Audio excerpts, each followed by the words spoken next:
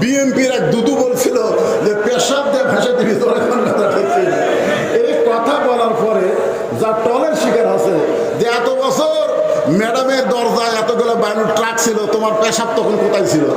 চিন্তা করে দেখেন। আমি সে কথা বলতেছি না যে পেশাব দিয়ে ইসরায়েলের ইহুদিদেরকে আমরা ভাষায় দিব। আমরা ইহুদিকে, খ্রিস্টানদেরকে আল্লাহর কোরআনের আইন এবং সত্যের শাসন এবং আল্লাহর কুদরতি পাওয়ার আমাদের দরকার। ধরে করবে তো ঠিক না? ইমানের পাওয়ারের কাছে অ্যাটম বোমা, হাইড্রোজেন বোমার খাওয়া নাই। যার প্রমাণ হলো আমাদের জাতির পিতা হযরত ইব্রাহিম। কেউ যদি আল্লাহর গোলামি করে, আল্লাহর দাস হয়ে যায়, আল্লাহ তাকে জান্নাত দিয়ে দেয়। জোরে করে সুবহানাল্লাহ। এখানেই গোলামি মানে অনেকে আমরা মনে করি নামাজ পড়া, অনেকেই মনে করি রোজা করা, হজ করা, যাকাত দেওয়া। অথচ বুখারী শরীফের হাদিসে আল্লাহ রাসূল বললেন, মা আহাদান ইয়াদখুলুল জান্নাতা ইহুব্বু আন ইয়ারজি ইলা দুনিয়া ওয়া লাহু মা আলাল আরদি মিন শাইইন ইল্লা শাহীদুন ইয়াতামান্না আন ইয়ারজি ইলা দুনিয়া ফায়ুক্তাল আশারা মাররাতান লিমা ইয়ারা মিনাল কারামাতি। রাওয়াহুল বুখারী কিতাবুল মাগাজি। জোরে কোন আল্লাহু আকবার। আল্লাহ তাআলা বলতেছেন এর রাসূলের জবান দিয়ে যে দুনিয়াতে আল্লাহ রাস্তায় শহীদ হওয়ার পরে এই শাহাদাত ভাগ্যবান ব্যক্তিদেরকে আল্লাহ তাআলা জান্নাতুল ফেরদাউস দান করবেন। জোরে কোন সুবহানাল্লাহ। কিন্তু জান্নাতুল ফেরদাউসে যাওয়ার পরে ইহুব্বু আন ইয়ারজি ইলা দুনিয়া, তারা দুনিয়াতে আসার জন্য ছটফট করবে। আচ্ছা চিন্তা করে দেখেন, জান্নাতে তখন জান্নাতুল ফেরদাউস পাওয়ার পরেও তারা দুনিয়াতে আসার জন্য ছটফট করবে। আপনারা বলেন তো, জান্নাতে যাওয়ার পরে কেউ আবার দুনিয়াতে আসবার চাবে? তা আল্লাহ রাসূল কেন বলতেছেন ইহুব্বু আন ইয়ারজি ইলা দুনিয়া ওয়া লাহু মা আলাল আরদি ইল্লা শাইইন ইল্লা শাহীদ। এই দুনিয়াতে আসার একমাত্র কারণ কি? আল্লাহ জিজ্ঞাসা করবেন, হে বান্দারা, আমি আল্লাহ খুশি হয়ে তোমাদেরকে জান্নাত দিয়ে দিলাম। শহীদ যারা হবে তাদেরকে আল্লাহ কোনো হিসাব নেবে না, তাদেরকে বিনা হিসাব আল্লাহ জান্নাত দিয়ে দিবে। ধরে গেল সুবহানাল্লাহ। তো জান্নাত দেওয়ার পরও তোমরা দুনিয়াতে কেন আবার যাওয়ার জন্য ছটফট করতেছো? তখন জান্নাতি বান্দারা বলবেন, লিমা ইয়ারা মিনাল কারামাতি। প্রথম শহীদ হওয়ার সময় শাহাদাতের যে মর্যাদা আমরা পাইছি, আল্লাহ তোমার জান্নাতের মধ্যে সেই শান্তি আমরা পাচ্ছি না। ফায়ুক্তাল আশারা মাররাতান, কম করে হলো আমরা 10 বার বাতিলের বিরুদ্ধে যুদ্ধ করে শহীদ হব, এরপরে আমরা জান্নাতে আসব। তার মানে বোঝা গেল ইসরায়েলের ইহুদি ফিলিস্তিনের মুসলমানকে হত্যা করেছে বলে তারা মৃত্যুবরণ করে নাই, বরং তারা জান্নাতে গেছে। আর জান্নাতে যাওয়ার পরে তারা বুঝবার পারতেছে দুনিয়াতে সমস্ত মৃত্যুর চাইতে আল্লাহ রাস্তায় জীবন দেওয়াই হলো সবচাইতে উত্তম মৃত্যু। এই জন্য খুব খেয়াল করবেন যে আল্লাহর ঘরের যারা গোলামি করবে আল্লাহ তাদেরকে 2টা পুরস্কার দিবেন। আল্লাহর ঘরের গোলামি করা মানে শুধু নামাজ নয়। আজকে যেই নামাজ আমরা আদায় করতেছি, এই নামাজ আমাদেরকে কি শিক্ষা দিল? আল্লাহ কোরআনে বলেছেন, ইন্নাস সালাতা তানহা আনিল ফাহশাই ওয়াল মুনকার। একমাত্র নামাজই পারে মুসলমানকে যাবতীয় খারাপি থেকে, যাবতীয় ফায়সা থেকে হেফাজত করতে। আমরা জানি ফ্যাসিস্ট সরকারের হাসিনা শুধু 5 ওয়াক্ত নামাজ নয়, তাহাজ্জুদের নামাজও পড়তো। জোরে গান ঠিক কি না? 5 ওয়াক্ত নামাজ তো পড়তো, আবার তাহাজ্জুদের নামাজ পড়তো। শামীম ওসমান 5 ওয়াক্ত নামাজ পড়তো, সংসদে তিনি ডিক্লার দিয়েছেন 5 ওয়াক্ত নামাজ, এবং তাহাজ্জুদের পড়তে পড়তে 70-80 রাকাত নামাজও পড়তো। এরপরেও তারা ফায়সা অন্যায় কাজ করত। তার মানে বোঝা গেল বর্তমানে বাংলাদেশে যেই নামাজ চলতেছে, এই নামাজ আল্লাহর ঘরের গোলামি নয়। নামাজ আদায় করতে গেলে নামাজকে বাংলার জমিনে কায়েম করা লাগবে। ধরে বাংলাটা ঠিক কিনা? একটা হলো নামাজ পড়া, একটা হলো নামাজ কায়েম করা। নামাজ পড়া আর নামাজ কায়েম দুইটা এক না। এখানে আল্লাহ যেটা বলতেছেন যে ইন্নাস সালাতা তানহা আনিল ফাহশাই ওয়াল মুনকার, একমাত্র নামাজই পারে মানুষকে যাবতীয় ফাহেসা খারাপি থেকে, বেহুদা কাজ থেকে হেফাজত করতে। এটা নামাজ পড়ার কথা বলে নাই, এখানে নামাজ কায়েমের কথা বলা হয়েছে। আপনি দেখেন কোরআনের প্রথমেই আপনারা দেখবেন যালিকাল কিতাবু লা রাইবা ফিহি হুদাল লিল মুত্তাকিন, এই আয়াতটা মানে এই কোরআনের মধ্যে কি কোনো সন্দেহ আছে? কোনো সন্দেহ নাই। এরপরে আল্লাহ কি বলতেছেন? আল্লাযীনা ইউমিনুনা বিল গায়বি ওয়া ইউকিমুনাস সালাত, আল্লাহর প্রতি অদৃশ্যের প্রতি যারা ঈমান গ্রহণ করেছে তাদের এক নম্বর কাজ হলো নামাজ কায়েম করা। জোরে কোন কি করা? সবাই কথা বলা লাগবে। এক নম্বর কি? নামাজ পড়া না কায়েম করা? কায়েম করা। আপনারা বলেন তো, আল্লাহ যে নবীকে নামাজ দিলেন, লাইলাতুল মেরাজে নবীকে নামাজ দিলেন, এই নামাজটা কোন সময় দিয়েছেন? আমাদের মুসলমান হিসেবে কিছু জানা দরকার। এই নামাজটা আল্লাহ নবীকে দিয়েছেন নবুয়তের 10ম বৎসরে। নবুয়তের কত বৎসরে? নবুয়ত পাওয়ার 10ম বৎসরে আল্লাহ তাআলা লাইলাতুল মেরাজে নবীকে 5 ওয়াক্ত নামাজ দিলেন। এই 5 ওয়াক্ত নামাজ পাওয়ার পরেও নবী কিন্তু আরো 3 বছর মক্কায় ছিলেন। কয় বছর? 3 বছর মক্কায় ছিলেন। কোরআনের কোন জায়গায় আল্লাহ বলে নাই ইকরাউস সালাত, নামাজ পড়ো, ইকরাউস সালাত, নামাজ পড়ো। এটা কোরআনের কোন জায়গায় বলে নাই। নবী নামাজ পাওয়ার পর থেকে আল্লাহ বলতেছেন আকিমুস সালাত, নামাজ কায়েম করেন, নামাজ কায়েম করো। আল্লাহ রাসূল বললেন, আল্লাহ আপনি তো কোরআনে নামাজ কায়েমের কথা বলতেছেন, কিন্তু আমি তো নামাজ নিয়ে আসলাম মক্কায় 5 ওয়াক্ত, কিন্তু নামাজ তো কায়েম হচ্ছে না, নামাজ তো কায়েম হচ্ছে না। নামাজ আমরা চুপি চাপি পড়তেছি, আজান ছাড়া নামাজ। জোরে কোন কি ছাড়া নামাজ? আজান ছাড়া নামাজ। চোরের মতন চুপি চুপি ঘরের মধ্যে নামাজ, নামাজ তো কায়েম হচ্ছে না। তখন আল্লাহ পাক রাসূলকে জানাইলেন, নামাজকে কায়েম করতে গেলে যিনি ইমাম হবেন, যিনি মসজিদের ইমাম হবেন, তিনাকে আবার নেতা হওয়া লাগবে। নামাজকে কায়েম করতে গেলে যিনি মসজিদের ইমাম হবেন তিনাকে আবার ওই এলাকার কি হওয়া লাগবে? কথা কয় না কেন? শুধু মসজিদের ইমাম হলে হবে না, সমাজের নেতা হওয়া লাগবে। আপনার উপর যখন নামাজ কায়েমের আয়াত নাজিল করা হলো, তখন মক্কাতে আপনি হলেন ইমাম আর আবু জেহেল হচ্ছে নেতা। যতদিন পর্যন্ত আবু জেহেলের মতন নেতা থাকবে, ততদিন পর্যন্ত আপনার মতন ইমাম নামাজ পড়তে পারেন, পড়াতে পারেন, কিন্তু নামাজ কায়েম করতে পারবেন না। নামাজ কায়েম করতে গেলে যিনি ইমাম হবে তিনাকেই নেতা হওয়া লাগবে। এখন বাংলাদেশে একটা সুযোগ দেখা যাচ্ছে, একটা সুযোগ, একটা বাতাস। আপনাদের দোয়ায় বাংলাদেশের প্রায় জায়গায় ওয়াজ করতে গিয়ে একটা জিনিস আমাদের চোখে ধরা পড়তেছে, মানুষ দিন দিন জালেমের জুলুম এটা বুঝবার পারতেছে। জোরে কোন কথা ঠিক কিনা? মানুষ দিন দিন কারা জালেম, কারা সংসদে গেলে কোনোদিনও নামাজের কথা একবার বলবে না, কারণ তারা নিজেরাই নামাজ পড়ে না, তারা নামাজের কথা কেমনে বলবে? জোরে কোন কথা ঠিক কিনা? এই জন্য খুব খেয়াল করা লাগবে। আমরা যদি ফালিয়াবুদু রাব্বা হাযাল বাইত, ওই আল্লাহর ঘরের গোলাম হতে চাই আর আল্লাহর দুইটা নিয়ামত যদি দুনিয়াতেই পেতে চাই, তাহলে আমাদেরকে নামাজ পড়ার মধ্যে শুধু থাকলে হবে না, নামাজ কায়েমের আইন, নামাজ কায়েমের বিধান বাংলার জমিনে পাশ করার চেষ্টা করা লাগবে। দরকার কথা ঠিক না? এই জন্যে আপনাদের একটা কথা এটা বলতেছে, আভাস দিয়ে যাচ্ছি, আমরা তো অনেক কিছুই দেখলাম, ঠিক কিনা বলেন? আমরা কি কম দেখলাম? এই 54 বছর 53 বছরে আমরা বহু কিছু দেখলাম, কিন্তু আমরা তো সবই দেখলাম, কিন্তু একটা বার কি দেখা যায় যে বাংলার জমিনে কোরআন দিয়ে ভালো মানুষের আমরা কি চাই? সৎ লোকের শাসন আর আল্লাহর কোরআনের আইন। জোরে কোন কথা ঠিক কিনা? তাহলে কথা কি বলা যায় সব দেখা হলো শেষ, আগামীতে দেখবো আল্লাহর কোরআনের বাংলাদেশ?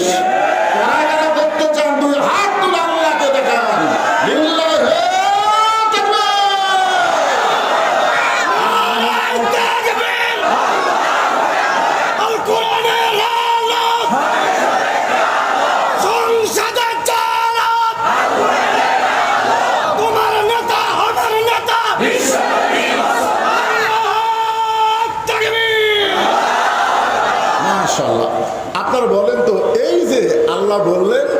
যিনি ইমাম তিনি কি নেতা হওয়া লাগবে।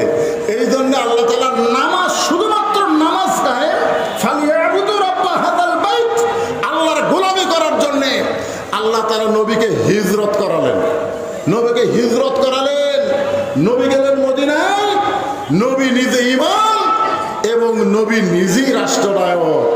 আল্লাহ ঘোষণা করলেন, আল্লাযীনা ইম্মাক্কান্নাহুম ফিল আরদ, মুসলমানের মধ্যে কাউকে যখন ক্ষমতার চেয়ার দেওয়া হবে, সে ক্ষমতার চেয়ার পাওয়ার পরে তার 1 নম্বর দায়িত্ব হলো পদ্মা সেতু নির্মাণ করা।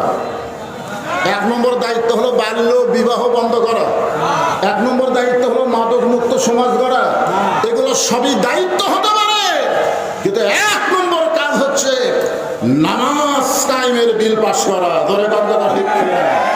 আপনারা বলেন তো, আগামীতে সংসদে কোন দল গেলে নামাজ কায়েমের বিল উত্থাপন করবে? এটা একজন মুসলমান হিসেবে কোরআনের মাহফিলে এসে আমাদের জানা বোঝার দরকার আছে না নাই? ধরে কথা আছে না নাই? খুব খেয়াল করে শুনবেন। আল্লাহ বললেন, তোমাদেরকে 2টা পুরস্কার দেওয়া হবে। 1 নম্বর পুরস্কার হলো তোমাদের রিজিকের কোনো পেরেশানি করা লাগবে না। আল্লাহর যদি গোলামি হয়, আমাদের রিজিকের মালিককে, আরো জোরে বলেন, রিজিকের মালিককে। দুনিয়ার কেউ কোনো কিছুই করতে পারে না, সব কিছুই আমার আল্লাহ করবেন। একজন আমাকে বলতে যে হুজুর, আল্লাহ ইচ্ছা করলে ইসরায়েলকে ধ্বংস করতে পারে। আব্রাহা বাদশা কাবা ঘর ধ্বংস করতেই ছিল, আল্লাহ হস্তি বাহিনী দিয়া আব্রাহা বাহিনীকে আল্লাহ ধ্বংস করে দিছে। কিন্তু এখন বাইতুল মুকাদ্দাসকে ইহুদির নাপাক বাচ্চারা দখল করবার চায়, এইভাবে মুসলমানদেরকে হত্যা করতেছে। আল্লাহ আব্রাহাকে যদি ধ্বংস করতে পারে আবাবিল পাখি দিয়া, তাহলে আল্লাহ কেন পারতেছে না এই ইসরায়েলকে ধ্বংস করতে? আপনার বলেন তো, যখন কাবাঘর আব্রাহা বাদশা ধ্বংস করবার আসছিল, তখন মক্কাতে কোনো মুসলমান ছিল? এ কথা কোনো মুসলমান ছিল? কোনো মুসলমান ছিল না বলি আল্লাহ দেখলো যে আবাবিল পাখি ছাড়া একটার ধ্বংস করা যায় না, কারণ মুসলমানই নাই, ইমানদারি নাই। কিন্তু এখন বলেন তো, যদি বাইতুল মুকাদ্দাস বাইতুল্লাহ ওরা ধ্বংস করবার চায়, এখনকার আবাবিলের দরকার আছে? এখন গোটা বাংলাদেশ, গোটা পৃথিবীতে 200 কোটির উপরে হচ্ছে মুসলমান। 200 কোটির উপরে হচ্ছে মুসলমান। আর সেদিন এক পেপারে দেখলাম, এ সর্বসাকুল্যে পৃথিবীর সব জায়গায়, আমাদের বাংলাদেশেও ইহুদি আছে, সমস্ত বিশ্বের ইহুদি একত্র করলে হিসাব করে 1 কোটি হয়নি। ইহুদিরা সর্ব মিলে কয় কোটি হয়নি? 1 কোটি হয়নি। তাহলে 200 কোটি মুসলমান যদি পেশাব করে দেয়, 1 কোটি ইহুদি তো পেশাবের কারণে ভাইসা দেওয়া দরকার। যেরকম বিএনপির এক দুদু বলছিল যে পেশাব দিয়ে ভাষা দিবি, এই কথা বলার পরে যা টলের শিকার আছে, যে এত বছর ম্যাডামের দরজায় এতগুলো বায়ুর ট্রাক ছিল, তোমার পেশাব তখন কোথায় ছিল? চিন্তা করে দেখেন। আমি সে কথা বলতেছি না যে পেশাব দিয়ে ইসরায়েলের ইহুদিকে আমরা ভাষায় দিব। আমরা ইহুদিকে, খ্রিস্টানদেরকে আল্লাহর কোরআনের আইন এবং সত্যকের শাসন এবং আল্লাহর কুদরতি পাওয়ার আমাদের দরকার। ঠিক না? ইমানের পাওয়ারের কাছে অ্যাটম বোমা, হাইড্রোজেন বোমার খাওয়া নাই। যার প্রমাণ হলো আমাদের জাতির পিতা হযরত ইব্রাহিম। বৃষ্টি কি পড়তেছে? আচ্ছা, হালকা হালকা পড়ুন। আজকে আপনাদের জন্য একটা আয়াত বলি, ওয়াজ করতেছি, যেটা এই লাইনে ওয়াজ থাকবে, অসুবিধা নাই। আল্লাহ বলতেছেন, ওয়াবতাগু ইলাইহি ওয়াসিলা, তোমরা ওসিলা অন্বেষণ করো। ওসিলা মানে কি? ওসিলা মানে মাধ্যম।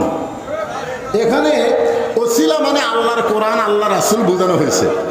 কিন্তু আজকে এই মিডিয়ার ভাইরা, তোমরা ইয়ে করে দিয়ে সরে যাও, এমনি বিরক্ত করো না।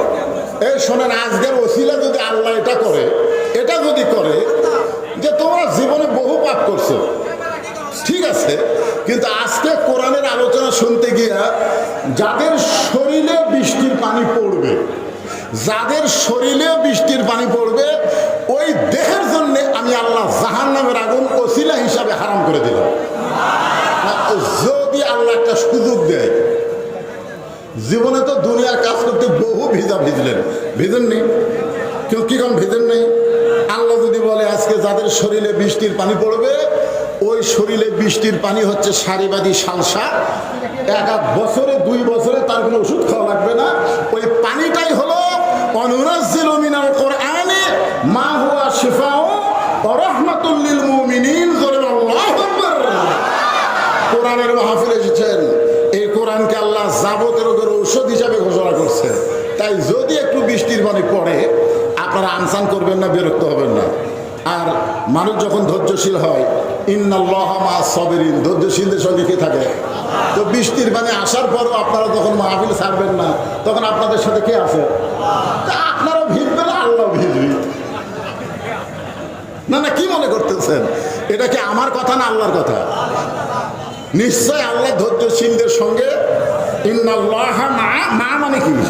সাথে আছে। নিশ্চয় আল্লাহ ধৈর্যশীলদের সাথে আছে। তাহলে বৃষ্টির পানি পড়লো, আমরা ধৈর্য নিয়ে দাঁড়ায় থাকলাম, বসে থাকলাম, নড়লাম না। আল্লাহ কয় তাহলে তো আমিও ভিজে যাচ্ছি, তার দরকার নেই, বৃষ্টি বন্ধ করে দিই। ইনশাল্লাহ আপনাদের ধৈর্য দেখে বৃষ্টি বন্ধ হবে। আমি তো আপনাদের দেশীয় বক্তা। এরপরে মুফতি আমির হামজা আসতেছে। আল্লাহ আমার ভাতিজা গোলাম রব্বানী এ অসময়ে মাহফিল করেছে, তুমি আল্লাহ ইচ্ছা করলে রাত 12টা পর্যন্ত বৃষ্টি বন্ধ রাখতে পারো, মানুষ কষ্ট হলে দাঁড়িয়ে থেকে ওয়াজ শুনবে। কিন্তু অবারিত বৃষ্টি বললে মানুষের ভিতরে সে সবল ঈমান আমাদের নাই। জোরে কার কথা ঠিক কিনা? আমি যেটা বলতে চাচ্ছি, ওয়া আমানাহুম মিন খাউফ, যাবতীয় ভয় থেকে আল্লাহ পুরোপুরি নিরাপত্তা দিয়ে দিবে। আপনারা বলেন তো অ্যাটমের জোর বেশি না ইমানের জোর বেশি? আপনারা বলেন তো, অ্যাটম বোমা, হাইড্রোজেন বোমা আমেরিকা যে পারমাণবিক বোমা তৈরি করছে, আপনারা বলেন তো এই বোমার কি নিজস্ব কোনো শক্তি আছে? ওই বোমার মধ্যে শক্তি কার? এ কথাটা বিশ্বাস করা লাগবে। ইসসাব্বিহু লাহু মা ফিস সামাওয়াতি ওয়াল আরদ, আসমান এবং জমিনের মধ্যে যত কিছু আছে সব কিছু তাসবিহ আদায় করে কার? আরো ধরে বলেন। যখন ফেরেশতা জিবরাইল এসে আমাদের জাতির পিতা হযরত ইব্রাহিমকে বললেন, ইব্রাহিম চড়কের উপরে বসে আছো, আল্লাহর জিকির করতেছো, আল্লাহর জিকির করতেছো, একটাবার নিচের দিকে তাকায় দেখো, একটাবার নিচের দিকে তাকায় দেখো, নমরুদ যে আগুন জ্বলাইছে শুধু এক ইব্রাহিম নয়, 1 লক্ষ ইব্রাহিম যদি আগুনের মধ্যে ফেলে দেওয়া হয় পুড়ে ছাই হয়ে যাবে। মানে ইব্রাহিমকে মারার জন্য বিশাল আগুনের চুলা। হযরত ইব্রাহিম বললেন, জিবরাইল আমি এখন পর্যন্ত একটা বারের জন্য নমরুদের চুলার দিকে তাকাইনি, কারণ আমার ভিতরের ঈমান আমাকে বলে দিচ্ছে হাসবি আল্লাহু নি'মাল ওয়াকিল ওয়া নি'মাল মাওলা ওয়া নি'মান নাসির। আমার ভিতরের ঈমান আমাকে বলে দিচ্ছে নমরুদ আগুন জ্বলাবার পারে, কিন্তু পুড়ানোর ক্ষমতা নমরুদের হাতে নাই। পুড়ানোর ক্ষমতা কার হাতে? আরো জোরে বলেন। আমেরিকা, রাশিয়া, ব্রিটেন, ফ্রান্স এরা পারমাণবিক বোমা তৈরি করতে পারে, কিন্তু বোমা ফাটার কোনো শক্তি নাই আল্লাহ যদি না চায়। ধরে কোন ঠিক কি না? আপনারা বলতেছেন হুজুর তাহলে এই যে ইসরায়েল বোমা মারতেছে, ইসরায়েল যে মারতেছে আপনারা দেখেন, ইসরায়েল মারতেছে ওটা আবার ঘুরে এসে ইসরায়েলের মধ্যে পড়তেছে। ধরে কোন কথা ঠিক কি না? আল্লাহ তো কিছু দৃশ্য আমাদেরকে দেখাচ্ছে। ধরে কোন কথা ঠিক কি না? কিন্তু এরকম কেন হচ্ছে? আজকে ইরানের মুসলমানকে এভাবে কেন শেষ করে দেওয়ার পায় তারা করতেছে? আল্লাহ কোরআনে বলেছেন, ওয়াতাসিমু বিহাবলিল্লাহি জামিআন ওয়া লা তাফাররাকু, তোমরা একতাবদ্ধ হও, তোমরা বিচ্ছিন্ন হয় না।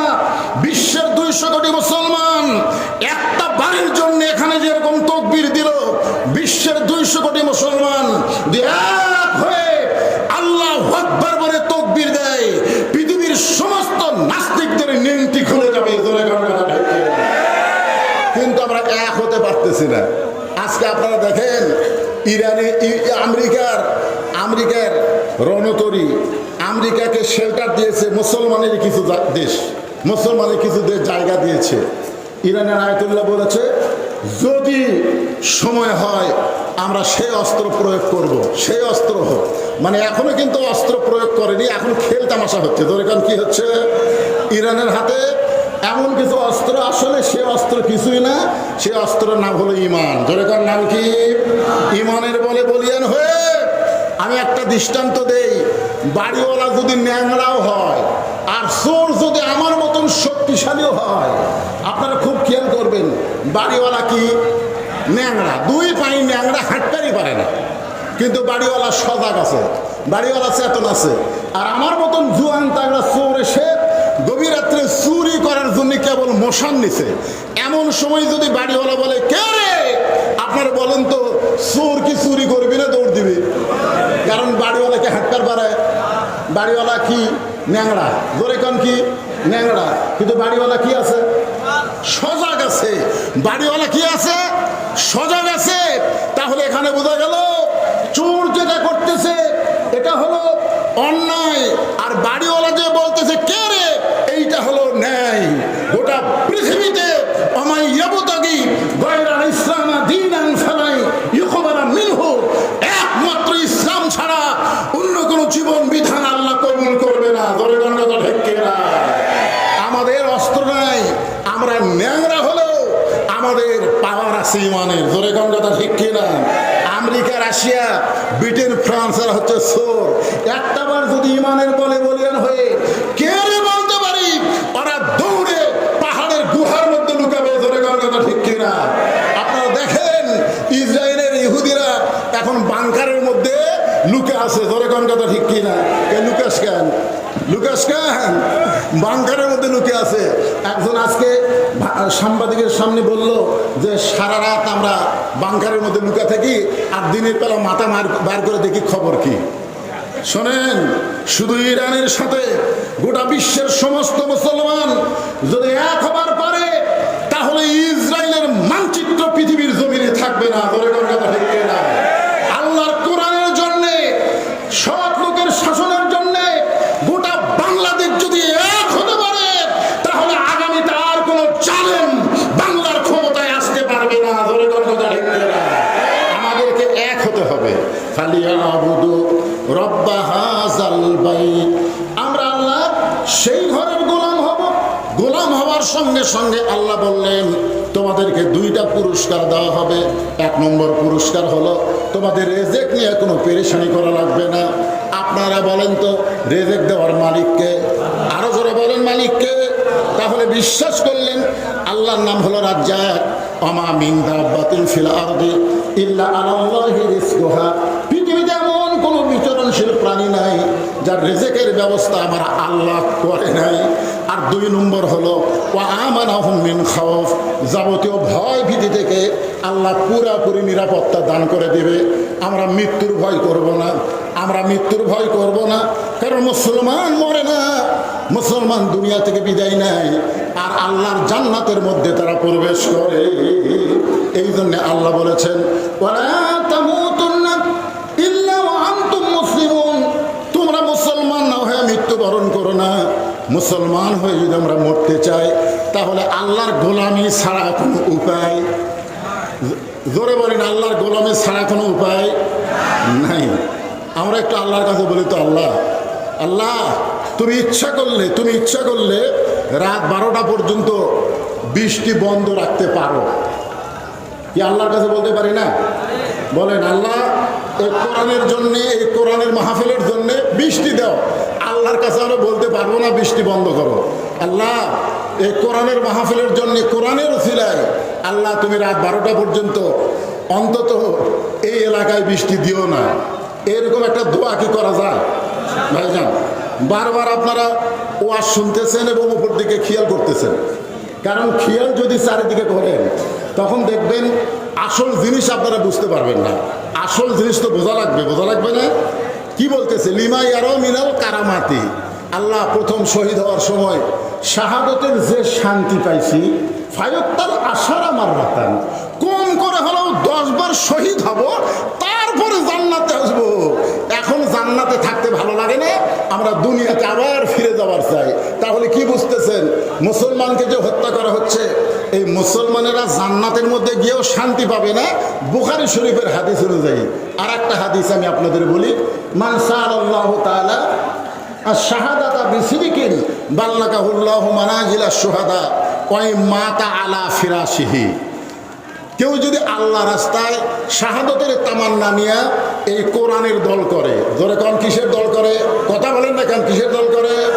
কারণ যখনই আপনি কোরআনের দল করবেন, আল্লাহর দল করবেন, ওয়ালা নাবলুওয়ান্নাকুম বিশাইইম মিনাল খাউফি ওয়াল জুই ওয়া নাকসিম মিনাল আমওয়ালি ওয়াল আনফুসি ওয়াস সামারাতি ওয়া বাশশিরিস সাবিরিন।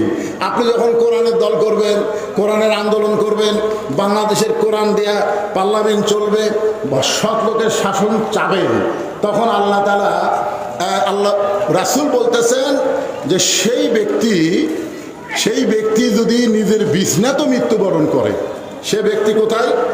নিজের বাল্লাকাহুল্লাহু মানাজিলা শুহাদা ওয়াই মাতা আলা ফিরাশিহি। সে ব্যক্তি যদি নিজের বিছনায় মৃত্যুবরণ করে, হাসরের ময়দানে আল্লাহ তাআলা তাকে শহীদদের কাতারে দাঁড় করায়া দেবে। তবে কষ্ট আছে না নাই? আপনারা বলেন কষ্ট আছে না নাই? অনেক কষ্ট, নানা ধরনের কষ্টের পরেই অবাশশিরিস সাবিরিন, আগেই ধৈর্যের পুরস্কার দেবে না।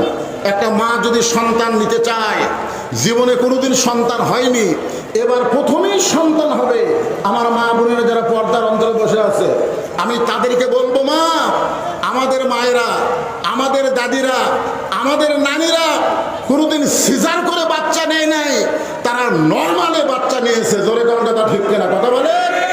এখন একটা কি সিস্টেম হলো, পৃথিবীর কোনো দেশে এত সিজার হয় না, যেই সিজার আমাদের বাংলাদেশে হয়। একটা ভ্যানওয়ালার বউ পর্যন্ত নর্মালি বাচ্চা নিবার চায় না, একটা ভ্যান চালায়, ও কয় সিজার।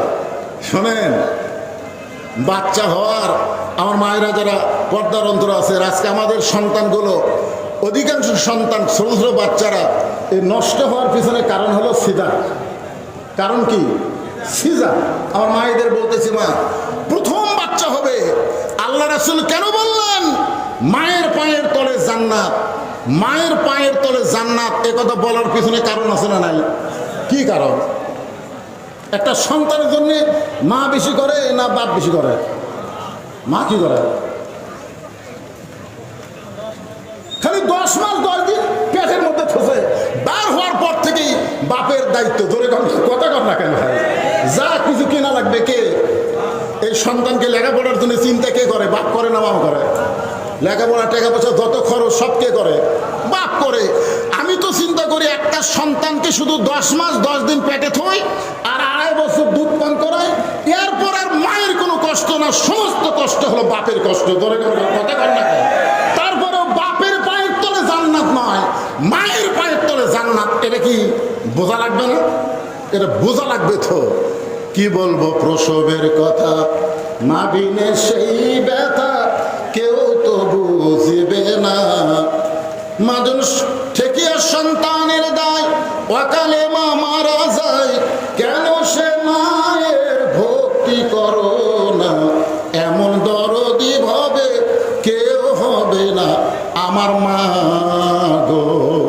প্রসবের একটা ব্যথা আছে, কোনোদিন সেই ব্যথা বুঝতে পারে নাই, এবার প্রথম বাচ্চা হবে, কোনোদিন বাচ্চা হয় নাই, প্রথম বাচ্চা হবে। এই প্রসবের ব্যথা যখন শুরু হয়ে গেল, মায়ের পায়ের তলে সন্তানের জান্নাত, মাকে একটু বোঝা দরকার। ধরে কোন কথা ঠিক কিনা? কিন্তু মা পায়ের তলে সন্তানের জান্নাত এইটা না বুঝাইয়া চিল্লি শুরু করে দিছে। প্রসবের ব্যথা যেই শুরু হয়েছে, মা চিল্লায় বলতেছে, জীবন দেব, বিষ খাবো, গলার দড়ি দেব, এই কষ্ট সহ্য করবার পারি না, এই জীবন আর আমি রাখবো না। এমন সময় দাদি নানি দৌড়ে আসে। দাদি নানি দৌড়ে এসে বলে, তুই কি পাগলি হয়েছিস নাকি? তুই এরকম চিল্লি কেন করতেছিস? তুই একটু ধৈর্য ধর, ইন্নাল্লাহ মা'আস সাবিরিন। ধৈর্যশীলদের সঙ্গে কি আছে? জোরে কান কি আছে? দাদি নানি ধাক্কায় ঘরের মধ্যে নিয়ে যায়, বিছনায় শোয়া দেয়া, ঠান্ডা পানির মধ্যে নরম কাপড় চুবড়ায়া মায়ের কপালের উপরে দেয়, আর বলে ধৈর্য ধর। আর ভাইমাকে বলে, আস্তে আস্তে বিসমিল্লাহ করে সন্তানকে টেনে বের করো। বাজান গো, সন্তান টেনে বের করতেছে, আর মার কলিজা টেনে ধরতেছে। মা কষ্টে চিৎকার দিবার চাই, দাদি নানি কখনো সুমাদে বলতেছে, চিৎকার দিস না, রাস্তার ধারে বাড়ি, রাস্তা দিয়ে মানুষ যাওয়া আসা করতেছে, তোর চিৎকার শুনলে রাস্তার মানুষ বলবে এই মেয়েটা কেমন রে। বাচ্চা হওয়ার সময় গোটা পাড়া চিৎকার করেছে, জানাইছে ধৈর্য ধর ধৈর্য ধর ধৈর্য ধর। এমন কথা কানে কানে কয়, কপালে চুমা খায়, আর ঠান্ডা পানি কপালের উপরে দিয়ে বলে ধৈর্য ধর। মা ধৈর্য ধারণ করেছে, এদিকে দাদি নানি ইশারা তাই মাকে বলে টান দে, সন্তানকে টান দে। এক সময় সন্তান জোরে টান মারছে, সন্তান বের হয়ে গেল, কিন্তু মা কষ্টে বেহুশ হয়ে গেছে, মার আর হুঁশ নাই, মার কোনো হুঁশ নাই। চিন্তা করে দেখে কত কষ্ট করে মা 10 মাস 10 দিন পেটে রাখলো, সেই সন্তান দুনিয়াতে আসলো। আসার পরে সন্তান প্রথম যে কান্না, ওই প্রথম কান্না কিন্তু ম্যা ম্যা ম্যা মা মা বলে কান্নাকারি করেছে। সন্তানকে গোসল করানোর পরে ওই সন্তানকে গোসল করানো যখন মায়ের বুকের উপরে দেয়, মা কিন্তু সন্তানের দেহের পরশে মা হুঁশটা ফিরে পায়। মা হুঁশ ফিরে পাওয়ার সঙ্গে সঙ্গে সন্তানকে আলগা করে হাতে নিয়ে মুখের কাছে নিয়ে আসে, চুমা খাবার চায়, মুখে চুমা খায়, বুকে চুমা খায়। দাদি নানি তিরস্কার করে বলে এক লাঠি দিয়ে ফেলে দে, এ তোরে কষ্ট দিয়ে দুনিয়াতে আইছে, এই কষ্টের যন্ত্রণায় বিষ খাবার চাইলি, গলার দড়ি দিবার চাইলি, কত কিছু না তুই চিৎকার করে বললি, একে আদর না করে কে ফাইলে দে। তখন মা মুচকি মুচকি হাসের বলে দাদি গো, ও নানি, কষ্টের পরে এমন শান্তি এমন সুখ আমি কখনো বুঝতে পারি নাই। এই সন্তানকে বুকে নেওয়ার সঙ্গে সঙ্গে, এই সন্তান আমার বুকে আসার সাথে সাথে আমার প্রসব ব্যথার যত কষ্ট সব আমি ভুলে গিয়েছি। আজকে মতিয়ার রহমান নিজামীকে ফাঁসি দেওয়া হয়েছে, আজকে মুজাহিদকে ফাঁসি দেওয়া হয়েছে, আজকে কামরুজ্জামানকে ফাঁসি দেওয়া হয়েছে, আজকে আল্লাহর কোরআনের পাখিকে অন্যায়ভাবে জেলখানা থেকে বের করে বাদানগো হাসপাতালে হত্যা করা হয়েছে। এই কোরআনের আন্দোলন করতে গিয়ে প্রসব বেদনার মতন কত ব্যথা বাংলাদেশের কোরআনের কর্মীরা পাইছে, তারা ঘরে থাকতে পারে নাই, তারা সব সময় বাইরে থাকছে। এত ব্যথার পরে, এত কষ্টের পরে মা সন্তানকে বুকে পাইলে যেমন সন্তানের ব্যথা ভুলে যায়, আমরাও যখন বাংলার জমিনে আল্লাহর কোরআনের সমাজ পাবো, এই নূরে মদিনা মাদ্রাসার জন্যে আপনাদের কাছে কিছু চাওয়ার দরকার পড়বে না। কারণ কোরআন যখন পার্লামেন্টে যাবে, আল্লাহ রাসূল বলেছেন খায়রুকুম মান তাআল্লামাল কোরআন, ওই ব্যক্তি হলো সবচাইতে সম্মানী, সবচাইতে জ্ঞানী, যে আল্লাহর কোরআন শিখেছে এবং অপরকে কোরআনের শিক্ষা দেয়। এখন আপনারা বলেন, আমাদের অনেক কষ্ট, এই যে 17 বছর ধরে আমরা কোরআনের জনগণ পাইছি, কোরআনের পক্ষের মানুষ পাইছি, যদি কোরআন সংসদে একবার যায়, তাহলে মা যেমন সন্তান বুকে পাইয়া প্রসব ব্যথা ভুলে যায়, আমরা সব ব্যথা ভুলে যাব। ধরে বলেন ঠিক না? তাহলে আল্লাহর কোরআন আগামী সংসদে আমরা কারা কারা দেখতে চাই? আর একবার দুই হাত